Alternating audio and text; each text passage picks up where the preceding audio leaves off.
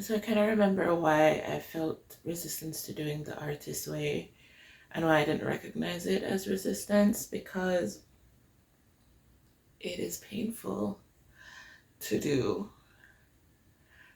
Again, I spent the last 5 or so minutes crying. Again, it's so annoying. And from like a cultural perspective, or even like as a person of color, like someone who's black, it feels ridiculous to do. And it feels counterproductive at every turn to be just emotional, right? Growing up, I was taught that, you know, things are rough, things are going to be tough, and you just have to get on with it. You just have to push through, right? So, this emotional upheaval almost every single day is not something that I like, and it's not something I enjoy. And I guess I've been feeling a lot of resistance to it. Also, when I think of creative these days, I think I've been picturing a more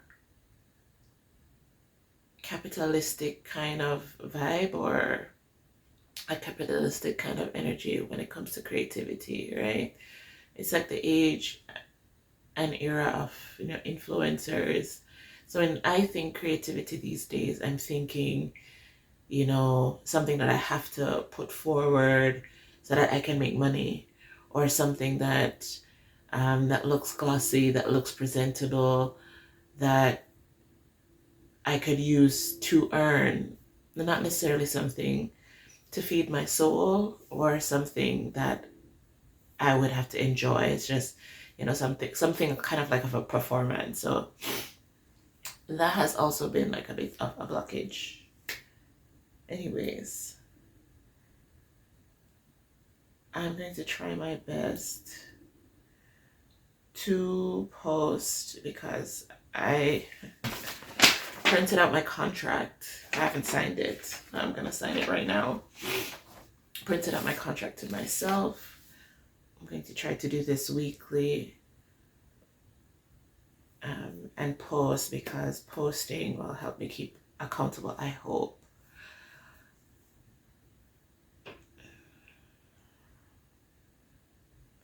Beginning of the week, end of the week. So my activities and my check-in. And I feel like the past 3 days, when I was like, okay, I'm just gonna record something and post it, I've been thinking a lot about who's going to see it. The point is nobody.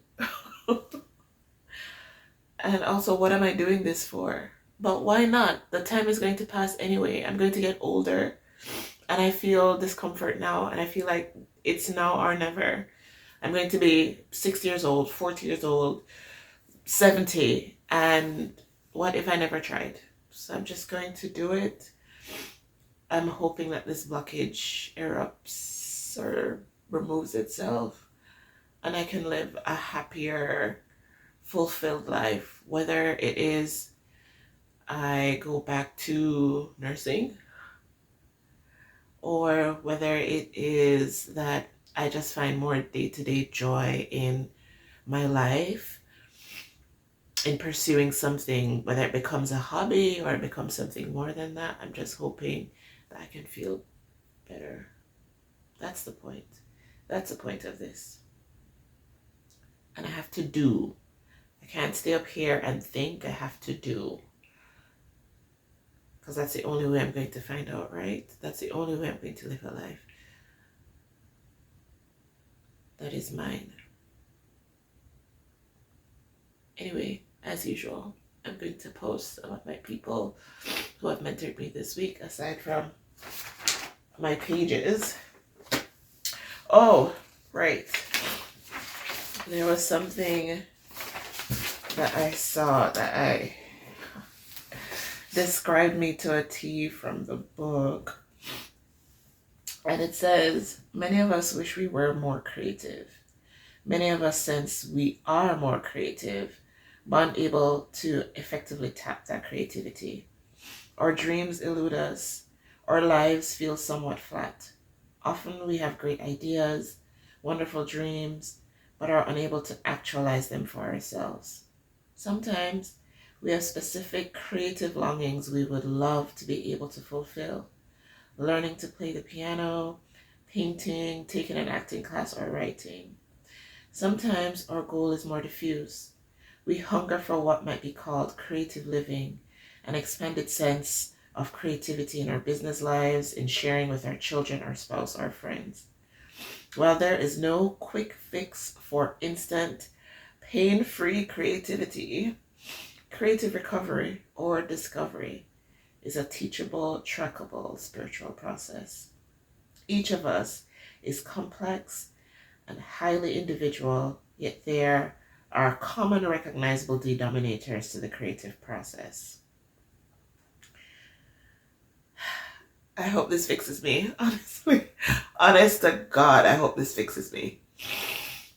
Anyway, I'm gonna add the people who supported me this week. Till next time, the end of the week. Bye.